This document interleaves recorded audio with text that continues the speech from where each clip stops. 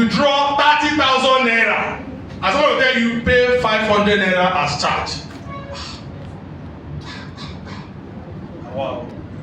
I'm sure after that day, you won't want to go back there. You want to go back there. You want to go back there. There are times I will go to filling station and I want to buy fuel. 20,000 naira fuel for my car. 10,000 naira fuel. They will say there is no POS. I'll just drive out and go to the next one, opposite them, or just beside them. You use your POS. It happened to Tony Mas. No, so many of them, they will tell you they don't have POS. You don't have POS. Sorry. This time and age, you want me to be carrying cash in my pocket? No. No, so you need to create, and when you are creating value, it's something that will make your customer want to come back. What do you think will make this person buy from you today, then come back again tomorrow to come and purchase, or when they need that same thing? No, it is one thing for you to buy, it's another thing to refer someone to say, go to that person, go and buy. At a point where your customer starts referring either their friends, colleague, or whatever to come and buy from you, then you are creating value.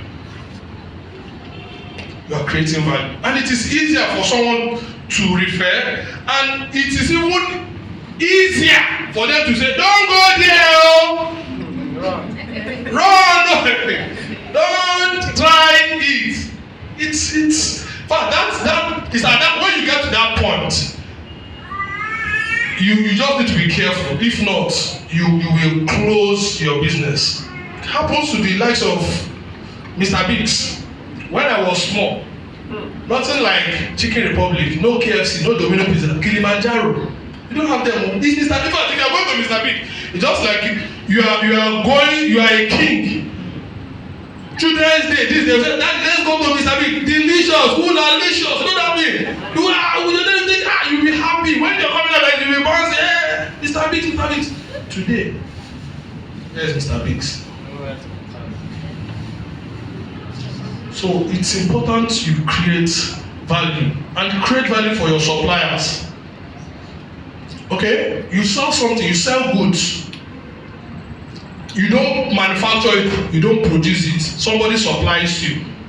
It might be a company, it might be a third party, whatever it is. But you get that thing from someone. How do you create value for that person?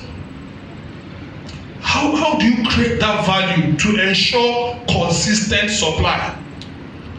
That's where integrity matters most. You know, there are companies that they don't mind.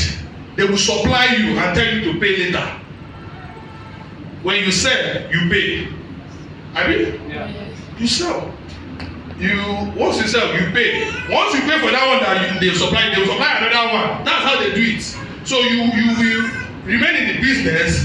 They too will remain in the business. But there are some people supply me. They will tell you they go give one. Integrity. You know, when somebody give you good on credit and you don't appreciate it, you don't return money, you start telling stories.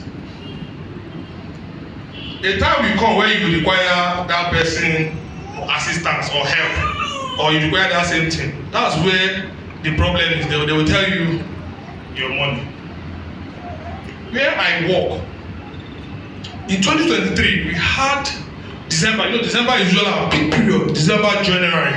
Usually our peak period because then we have people coming, orders from company and so on and so forth. So, in 2022-2023, we had issues with chicken. But we are out of chicken. Customers will go on social media to say, Chicken Republic without chicken, they will snap our cabinet.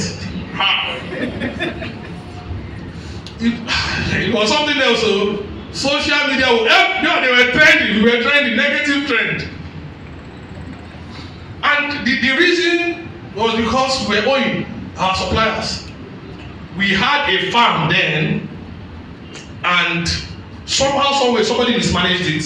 So we closed, and we were only left with, you know, buying from suppliers. And the payment wasn't coming as it's supposed to. So the suppliers will tell you, pay me and collect. So during December, they will inflate it, and by the time you want to go and they will say no, that thing you are buying 1,000 is now 2,000. So that was the problem we found ourselves in 2023. But see, in 2020, after 2023 December, January 2024 February, we went for a strategic meeting with our MD and then the directors. And part of what we resolved was, why not we invest in a farm to secure 2024 last quarter and then the whole of 2025. And that decision alone helped us, because since September last year till today, it's even the farm that is begging us to come and carry chicken. That's where you create what? You partner with your supplier. You partner. Sometimes you go to barbing salon, you see customers only one clipper. Some customers will leave. They will go. You go to some of those places, hairdresser. You will see some of them will have plenty workers, but you go to one, it's only the madam or there. So it's important you understand your business, especially your environment. Then create value for employee. I used to ask myself one question, that when I walk past, I see, let's say for example, you walk past this above the road now, you see a lot of businesses. Most time, if you look at it, the owner of the business is usually the person in the store managing that business. But have you ever thought of this to say, is this my business making profit? Of course, your answer will be yes, it's making profit. Then now ask yourself, what will happen if I employ labor? Instead of me being the one in that shop doing the sales girl myself, doing the manager myself, doing everything myself, let me employ someone to do this job. Will you still be making profit? Because you're the one doing it. So to you, at the end of the month, money is coming, but you don't even know the profit you are making. But when you hire labor to do it and you supervise or you manage, at that point, that's when you will know if you're actually making headways or you're making profit. If you see a lot of businesses there, they're the one doing it. They're doing it themselves. I'm not saying it's bad. Maybe because of trust issue, because I've seen a whole lot in this Aba. Hey, in fact, in my 12 years experience working, I worked for like 9 years in Lagos, and this is my 3rd year. The theft rate, I'm sorry to say it, that I've seen in this Aba is unimaginable. In fact, last was it in November, I was on leave, and then the first call I got was early in the morning, around anytime I'm on leave, I try as much as possible to just stay at home. I don't want to go to work. But I got a call around 5 something or to 6 to say they've stole our safe in the shop. And you know what that means? It means they've carried the money. It's only this so maybe it might be because of trust issue, you never can tell. But it's something as a business person you need to look at to say, this is what I'm doing, I'm getting this profit at the end of the month. So what will happen if I now employ labor? And then instead of becoming, we talked about CV. And this is where, as self-employed, you also need to, when you are doing your CV, to say, if I employ someone now, so what would that be my own function? Oversight function. So it's important you create value for your employees. And map strategy to actionable tasks and KPI, key performance index. I know that is a bit complex, but okay. Go ahead, go. So this is the business proposal. A business proposal is a plan designed to persuade clients. A business proposal is a plan that you designed to persuade clients, stakeholders, investors or partners to engage with your business. It serves as a written sales pitch highlighting the benefit of working with your company. You know, when you draft a proposal, one of those things you highlight in that your proposal is either you want to partner, right? Okay, you want to partner with people, and then your words highlight the benefit of working of that your client or your investors or partners working, you know, with your own company. So, you know, I see, and as I said, this aspect for me, it speaks a lot. It speaks about what I've experienced mostly.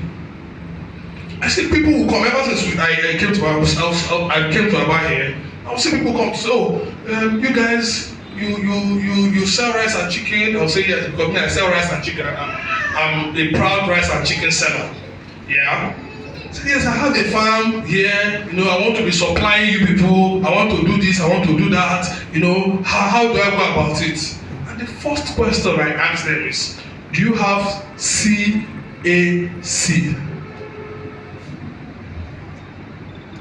Sorry, who knows what a CAC is?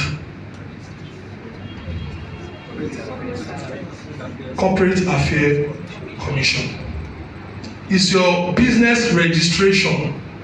In my own company, you cannot become our supplier if you don't have it. So you have a business for over 5 years, but you don't have a CAC. And you know, some of these things are very, very easy to get. It's maybe because of the name. They say registration, government, you know, anything, government is this, no, it's easy. You can even do it online. If you have MoneyPoint app, and you know that's part of why we have this business strategy. If you have MoneyPoint, I'm not advertising for them, but because me, I've seen it. You know, early this year, myself and my wife were planning that we'll have to open a company, but thank God she has started something. So by the time she finishes what she's training now, we'll open one. And the first thing that struck my mind was that let's register the company now that we've not even started it though. But I thought that let's register now. So I downloaded OPay, I downloaded MoneyPoint. So I saw it in MoneyPoint. You can pay for your CAC and the registration process. I'm like, bingo, makes life easier. So I don't even need to go and get maybe someone that will help me to do it, a lawyer or a barrister or whatever to help me to do it. It's something I can do on my own. So you can do it online. Just get the requirements, your certificate. I think sometimes, most time they require your what's this thing called now? Is that your national certificate, or you know, and then you pay 1,000, you will pay 19,800, about 20,000 or thereabout, and then they will require some other thing, your company certificate or whatever, all those things to get it registered.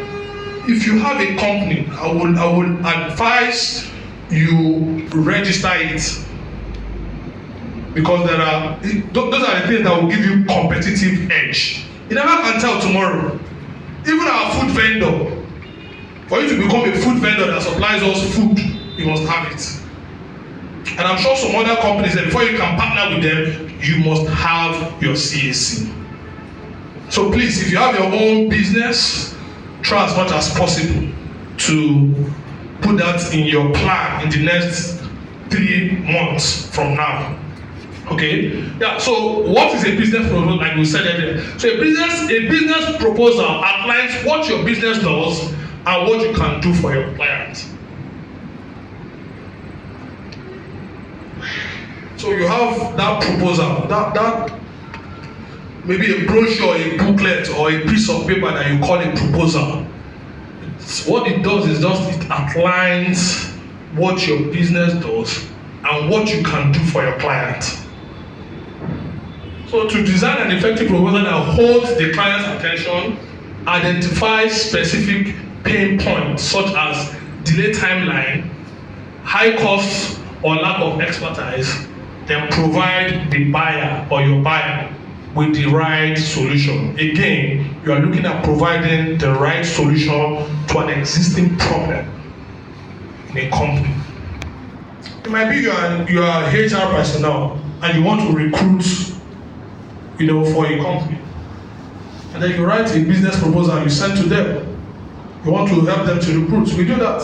Sometimes we outsource to say we are looking for a position in the company, and internally we don't have the personnel or people that are capable. We outsource it to say, oh, this recruiting company, please help us to recruit for this position. And that's why you will see, if you go online, Facebook, LinkedIn, Twitter, you will see them advertising jobs. Those jobs, some of them are just outsourced. Some of them, the HR work in that company. That's what you see. So for that means there is a need in a company which you believe you have the capacity to meet that need. Then there is need for you to draft a proposal. Okay, so we have the types of business proposal here. A formally solicited. So if I come to you to say, let's say my company now comes to you to say, we have vacancy for a sales manager. Please recruit for us. That's under formally solicited. So a formally solicited business proposal is made when you respond to an official request. Someone is requesting. So then, for you to recruit for them, you have to charge them. So you need to present a proposal to say, okay, for me to get the best candidate, maybe you pay me this amount or that amount to recruit. And sometimes you even recruit and you recruit back for them. So they are paying you. They will pay you. So you need to have that proposal. So whatever you are doing, you might think, is this my hairdresser now? How go and do a proposal? It might be somebody that wants to do wedding abroad, and the wife or the husband is from Aba.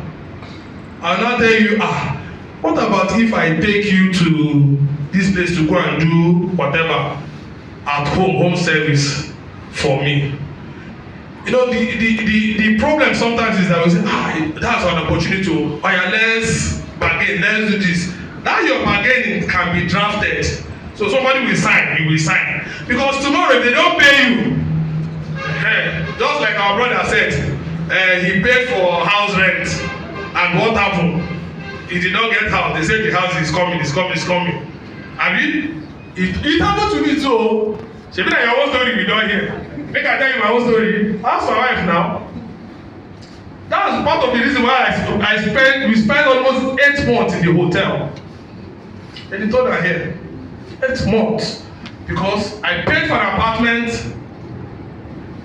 The man said it will be ready. I paid 600K plus 60,000. But it was even me and my wife. We went to saw the house. They were doing it. My wife was there. The next 2 months I said yes. Let's pay. And they were compelling us. We did transfer back. So money hang. Before finally we not got this one at Open. Before that Oburumogu site, comprehensive. And the man finally refunded me. Of course, he owns that West Swiss Hotel. He's the man that owns that West Swiss Hotel, just close to the internet there. Owns the apartments there. So it's important, formal. Then we have the informal or informally solicited one, business proposal. That's the proposal that are written when there aren't any official request for a proposal. Like I said, you have that. It is one thing to have a gentleman agreement. All those gentleman agreements sometimes is difficult when it comes to recovering your money. But once you sign, the person signs, it's easier to tender a document to say, I did this for you, you are supposed to pay me this amount, you underpaid me, or you did not pay at all. If the person denies, Otilo, it will take the grace of God to get your money back. That's why when we talk about business proposal, it's very, very important. for you that you have your own business. And then we have the word unsolicited. This is a kind of what marketing brochure or a cold email, like I said. You know, it's a proposal.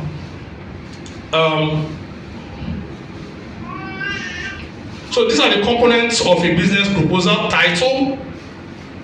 So when you want to draft your proposal, what are those components you need? Title. You must have a title of that proposal. You know, you start with a title that grabs the attention and reflects the purpose of your proposal. If it is if it is an informal or unsolicited, you must have what? A title. You want to supply company goods, supply of XYZ. You must put it there. It must have title. Table of content. This includes a section by section outline for easy navigation. Like when I started, you saw our agenda or table of content, what we want to do. That's same thing here. Executive summary. I'm talking about executive summary. When you open all this Facebook, you open Twitter, you see some ads you see about us. That's what your company, what you guys are into. Sometimes, like pastors, you know, I said my pastor also reflected, you put testimony of past achievement. So that when you give that proposal, you know, let's assume you want to recruit for a company. About you should include, I've been able to, in the past, we've recruited for this company, that's testimony. So it will be easier for somebody that's looking at that your proposal to say, oh, this person has done this for this, has done this, so he's trustworthy. He's a trusted individual or a trusted company. It becomes very, very easy. So that executive summary, for me, in your proposal, is about the integrity of your company. It's about everything that your company, that you've done in a summary, your achievements in a summary. It can be if you have a company, but if it is an individual, you want to supply diesel for a company now, for example, you know, and there's nothing wrong to say, in your summary, to say, currently I supply diesel for this and I meet timeline and efficiency. So that company that you are proposing that that business to, not that this person is also doing this, and sometimes they will ask, there's this connection to say, how is this person doing that is supplying you this thing? He's a wonderful person. Anytime we call on him, we get it. Sometimes we debate about price, but we reach an agreement.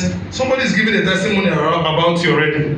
So that executive summary aspect of your business proposal is very, very key. Problem statement. So most times it's not rosy. So also put the problem statement there. So I let people know you are facing challenges. Sometimes it might be logistics challenge that you face. It might be weather. So imagine now if you are into, let's say, supply of equipment.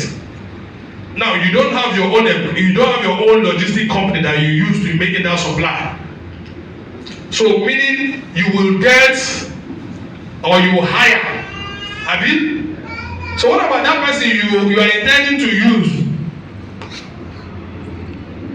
Decide not to honor the request or say I'm engaged. So sometimes that problem statement to say, these are some of the challenges we faced. But notwithstanding, we've been able to meet up with deadline because you find ways. So when the person that is entrusting you with that service sees those statements, he understands. This is reasonable. But if they've been meeting deadline even with all these challenges and they're looking at the executive summary, then this person is actually trustworthy. So it is not out of line to have your problem statement. It is not out of line at all. Then proposed solution. So you have a problem statement, you have a solution to that problem. So you don't just state your problem and it ends there. You also have what? A proposed solution. Then team expertise. So in my team, we have a manager, we have a supervisor, we have team leads, we have 3 staff in case there are issues. These 3 staff are in charge of what? Customer service. You have myself as the MD. So these people are saddled with different responsibility and they've managed this issue 1, issue 2, issue 3. You study there. Because, like I said, just like your CV, when you submit your proposal, you will not be there. At the point which they will give you that invite is where they have gone through 1 or 2 or 3 proposals and they feel this is the best. They will then go invite that person, let's have one-on-one agreement and then put pen to paper. Realistic timeline, very, very important. I cannot call you that I want you to supply me diesel today or tomorrow and you are coming on Friday. So are you saying I should shut down for those periods? You put realistic timeline, and there's nothing wrong in your proposal to say you can give me 24 hours notice. So that the person that is, you want to render that knows that, if I need this service, I should give this person 24 to 48 hours to get it, so that you can plan and that person can also plan. It's important. Financials, you put your number there. In 2021, we were able to make this profit. In 2022, we made this profit, so that they know that these people are trustworthy. Not somebody that will just write and give you. Say, if once you give him money, you go and flex somewhere. We had a vendor. I think he's been building our sites in Bayelsa. Indeed, I think the 2 sites we have in Bayelsa. But for some time they didn't call him. Only for them to call him that we have somewhere in Calabar that we want to build. Oga, come and give us, proposal and all those things. Okay, he gave them and they agreed. They paid him. Only for our project manager to call him. We'll start this, we'll start on these days, we'll start on these days. That's what he'll be telling us. And then one of these days, we were in a meeting. Then the MD now said, this is why you could get money. I've been checking his status also. He's in South Africa. Last week I saw him in South Africa. This week now, he said he's in China. And we just started our project. In fact, that our second Calabar outlet was supposed to open in March. But because of the whole thing, the whole drama, we had to open it like 2 months ago or thereabouts. So we had delays about three months. And what caused that delay? Timeline. So you see where integrity matters when you post, your proposal. And then terms and condition. Terms and condition. Most of them will tell you, you play this, you win, or you do this, you win. Terms and condition apply. All these telecommunication companies, they are good at it. I mean, they'll say you win face cap, you win this one, you win 1 million naira if you recharge this. Even banks, they'll tell you if you have 250,000 naira in your account for 1 month, you are qualified to win this. But terms and condition apply. You also put terms and condition to say if I supply you today, I should be able to get my money either immediately or after 1 month or after 1 week. You sign. I sign. So if I don't get my money after supply, I know if I have to involve lawyer and I will charge you for damages. Very, very important. And that's why, a business proposal, if well done or drafted, it goes a long way and it speaks volume for you as a person. Because like I said, you will not be there. And people will just be flipping through. You might even, in most cases, you need to attach pictures of things you've done, of previous, stuffs you've done, projects you've done for organization. To say, if you are, for example, into building, you have pictures I built of what you built maybe in Lagos, in Abuja, or even in the East. Put pictures there. So people will see some of the designs you've done, some of the buildings you've done. So it's not just you being imaginary. These are real, and you can put reference there. And then call to action. Wrap it up with next steps like signing an agreement and scheduling a meeting. Learn to schedule a meeting or sign an agreement. Like I said, agreement. You see, this minister of FCT, he said agreement is what? Agreement to Abi?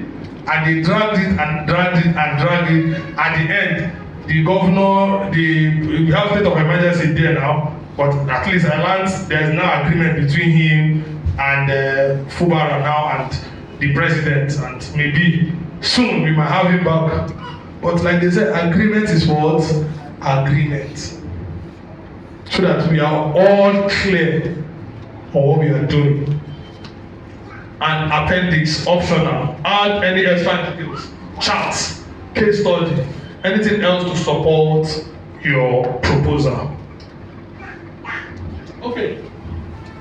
So these are step by step. Create a compelling business proposal title. Build a table of content. Craft the executive summary, write a detailed problem statement, propose your solutions, showcase your team expertise, create realistic timeline, present your payment structure.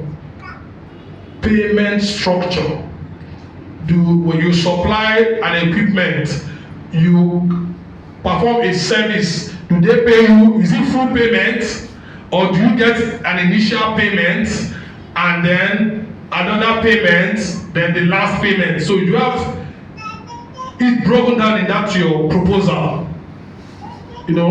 Specify the terms and conditions and receive the decision. And this is a template. Like I said, some of these things, if you need them, you can get them via mail.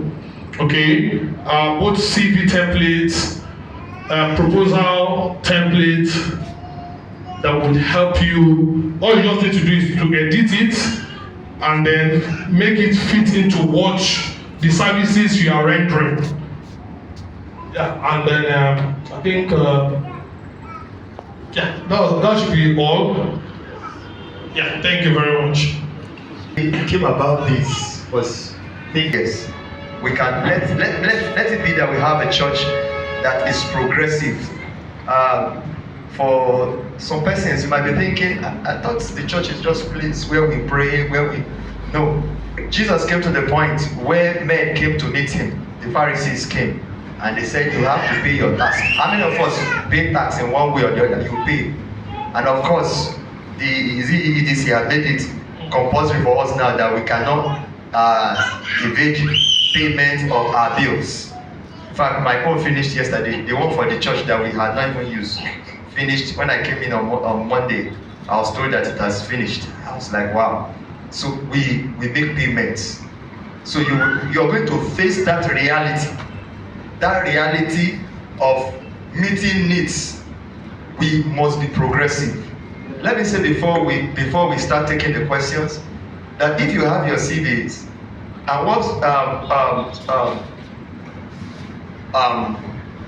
spurred us to this is that I'm taking some CVs sometimes, I read through, and by the time I'm sending it, by the time I want to send it, I just see that it doesn't meet the job tasks.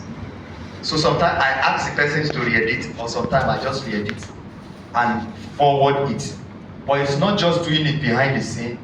We can begin to look at our CVs after now, see where you work, how you improve on your CVs, and I'm telling you, we'll be getting testimonies of jobs, great ones, and your proposals going through in the name of Jesus. So we want to be very progressive, So I'll take the first question while we're sorting the papers here. The first question from the pastor, and second question, brother, and the second question from the other from the pastor. Second question, and brother. She, you are the third, right? You are the third. So let's take the first question. I think you can. Praise the Lord. My question is on the first section. Okay, where you said we should insert a short testimonial from a manager or a client of where you worked before. And the question is, what if the person where he or she worked before, or where the person all through the work process have been actually working in a place that maybe you're being sacked, nothing to show about it, like you've had bad job experiences, so you don't have anything to insert. So is it that there is no possibility of a person getting job anywhere? I don't know if you understand my question. You don't have any good job experience, whatever, and there is nothing to insert. So is there any tendency of such a person getting job somewhere? Thank you. Of getting job, even when you have issues like that. If I get your question correctly, so when you don't have your former line manager with good statements about you, but in your CV you can equally state your experience or your responsibilities in that former place of work. So if, let's say for example, because maybe you didn't meet timelines, or something happened and you were sacked, but you were doing something there. So if you're a team lead or you're a production manager, you can state it there that where you worked, you were the production manager and these were the results you achieved. Now for your line manager, because I know sometimes we even call, we do background, we call it background check. So let's call where you are coming from. And then they will say, that person, though, is this, he didn't do well with us at all. That's where skills come in. And that's where you see some company, okay, beyond that, and they've made up their mind to hire you. They will say, let's look at the skills you've acquired from when that incident happened till now that you are applying for this post. To see, because some of these things too, we have behavioral and we have competence. So if it is skills can help manage some of these competencies as well as behavioral. So it is good that even when things like that happen and you don't have someone that will come vouch for you to say, oh, he's a nice person, he has done well, he's been able to move this company from this level to that level, your competencies or the skills you acquire and how you are working on yourself also matters a lot. In fact, you go a long way to show that yes, this person has improved even beyond what happened where he or she is coming from. So I don't know if that has. All right. Before the second question, let me read the first that we have here. Advantages and disadvantages of hiring for a business that is just starting up. Can you just expand on it? Advantages, disadvantages for hiring. The business that is just starting. Yes, hiring someone for a business that is just starting up, a new business. Okay, so for a new business, when you are hiring someone for a business that is just starting up, there are massive advantages and then disadvantages. One of those advantages will be the fact that you have someone new that you've not worked with before. So you are expecting, the best and the worst from the person. That's one. Two is that you are also being careful to see how that person can be productive. Because at that point, this person is new. You only believed in the CV. That's why you hire the person. So, and if this person doesn't have experience, you know that most time they want to give their best or their all because they want to be successful or they want to be promoted or they want to go far on that business. But some of the disadvantages as well is that you have to work along with the person. You have to do a lot of coaching, a lot of mentoring, a lot of working along with the person a lot of sacrifice because this person is new, this person is inexperienced. You have to also, in sometimes you need to organize training for that person. Unlike someone that is experienced, the person might have gone through training, gone through, sessions before, but this person is new on the job. So you might also need to engage him or her in training just to sharpen his knowledge. You need to carry that person, work with that person, show and tell. We call it show and tell because one, you wouldn't want that person to make mistake and then maybe you sack and start all over again the process. So it's stressful somehow, but through proper onboarding, through training, coaching, mentoring, the person can get better. But it's stressful. Let me just maybe like a follow up to the question. Is it advisable to even hire an assistant to work for you when you are just starting a business, or you allow the business run before looking out for assistants? So I would say it in two ways. It depends on that business that will determine if you need an assistance. But if it's, let's say your own business and you've worked for like 6 months, from 6 months onward, I think it's important to get an assistant because of the burden of doing a whole lot of things yourself.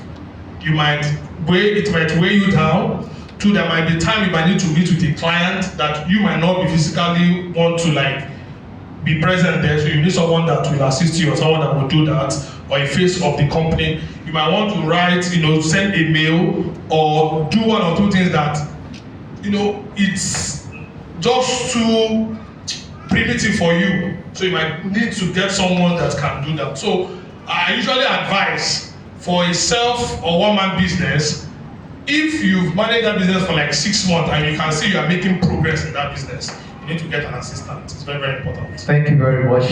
Let's have the second question. Okay, this is for the CV part. Okay, for someone that has an experience, let me take for instance, in a water factory. You've worked there, then maybe as time goes on, maybe the manager or the owner of that business, the business crashed, or the person turned that particular place into something else. Now, for you that are writing CV, what are you going to do? Are you still going to attach your experience in that factory in your CV, knowing fully well that business has crashed? That is number one question. Then for number two, somebody that has been in business, you're a sole proprietor, you've been doing your own business, you've not been seeking other jobs or thereabouts. So maybe you have a need maybe to raise money elsewhere. You now decided to stop that your own business, then seek for job elsewhere. So now what are you going to do? It's just like you don't have experience. Like some people you put this one, you put that one in your CV. You don't have all that. Maybe the knowledge you just have is what you yourself have been doing for over the years or 2 or 3 years. Now how are you going to go about writing CV and the rest? Thank you. Thank you for the question. So you worked in a place before and maybe they closed. I'm sure it might not be your fault. Like I said, Nigeria happens to a lot of businesses. Yeah, so you need to put it in your CV. The beauty is it's an experience. That's one. Two is if there is a need to contact your previous employer, you understand? They can put a call to that person to say, has this person worked with you or this, that? Even irrespective of the fact that they've closed that company, the person will still say yes. And when we talk about skills and qualities, those are what you have in your CV that makes you different from others. Now you have that competence on your CV to say team lead in a water production factory, and you've done this, you've done this, you've done this. There's nothing wrong, even if that place has crashed or folded before. You understand? Put it in your CV. So if there is no need for them to your current or recent employer to confirm or do a background check, but then they call your boss there or your reference there, the person will also say yes, you work with them. You understand? So most time it might not necessarily be somebody asking you why did that place close. that might not be a question for you to answer. It might close because the man wants to even relocate. And I'm telling you, most of what we sit in an interview, we don't even bother ourselves with that. To ask why did that place close, because we're only limited to what you have in your CV. And if you want to do a background check, you only call. So that's for one. I hope I've answered that. Then for the second part, where maybe you finish school and you've been doing your own thing, your own way, maybe online marketing or online jobs and all those things. I want to believe during that period you are doing that stuff, you've had issues with maybe customer that you've been able to resolve. You've had issue with individuals that you've been able to manage. That's where you now detail those as skills, competencies, and qualities on your CV. You get what I mean now? So it may not necessarily be you don't have 10 years experience. I know there are certain positions when you want to apply for them, they will stay there 5 years experience, 10 years experience. But there are some graduate training, internship, management training that doesn't require that experience, because they will train you for a period of 3 to 4 months. After training, they will certify you, and then they will still place you on probation for like 3 to 6 months before you now become their staff. Like that's not what we do when we employ, especially graduate trainees for restaurant managers, assistant managers, shift managers. We employ people with no experience at all. But for that 3 months, we will train you. After 3 months, we will sign you off and then place you on 3-month probation prior to confirmation. So if you are doing your own thing, maybe you are a marketer or you are whatever you are doing, look at all those challenges you faced. See how you will include them on your CV. It becomes an experience for you. That's what I was going to say. I was going to say, everybody have an experience somehow. Somehow. Even when you were in school, you did one thing, you did something. I added to my experience. In fact, I was privileged to hear somebody say, just use that. So you Tell the person, so if they needed 5 years experience, pick all the services you have done somehow for that 5 years that is related to that job that you're seeking. That is an experience. So don't tell yourself, in fact, don't push out yourself for experience sake, where they are using experience to threaten people. There are things that you have done for yourself, by yourself. I mean, some free what do you call it? There's a way they put it. Freelance jobs that you have done at one time or the other. Add it. Don't let experience push you out. Don't let experience push you out. You want to you have an okay. Okay, how do you handle depression when you're sick for a job and you don't get it? How do you handle such situation? Because some people tend to have, some will even go and hang themselves because they lost a particular job. So what advice will you give somebody that sent CV, you were not able to get that job? Just what advice can you give such person? Thank you. The solution have come to you. It's really frustrating. Okay, on that, let me use my wife as a good example. So she was working in Lagos when we moved to Aba, you know. So I needed to get her a place to work. So I spoke with a few friends to say my wife wants to work after we got our apartment. So we sent CV. So when we sent CV, fortunately, the first job that came, she was heavy, and it was in Umuahia. And this is like after 6 months, when she was maybe I want to work now. I don't want to start on this, you know. And I understand her frustration that period. And I was speaking with a few friends. So when it came, she was heavy, and it was in Umuahia, and the pay wasn't that bad. So she asked me, said, should I take the job? I said, from here to Umuahia, it's risky. So we contemplated, and after some time, we said no. When she gave birth, just a week after she gave birth, they called her for the second job again. This market square that opened this Port Harcourt road. They called her. In fact, I was at home and her phone rang and she picked and was like, yeah, is this Gloria Dosunmu?